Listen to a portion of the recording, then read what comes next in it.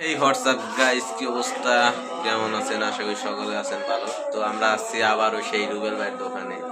তো রুবেল ভাই, আপনার কি অবস্থা? এই তো আলহামদুলিল্লাহ ভালো। ভালো আছেন তো নাকি? ইনশাআল্লাহ।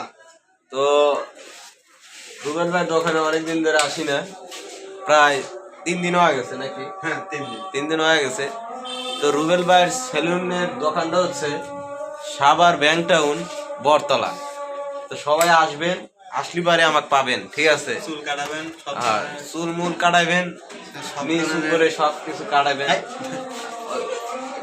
আরে কেতালা কথা কই, সব ধরনের সব ধরনের আর সব ধরনের ভিডিও পাবেন ইনশাল্লাহ আগামী দিনের ভবিষ্যৎ। পাবেন, সব ধরনের হ্যাঁ, সানিল।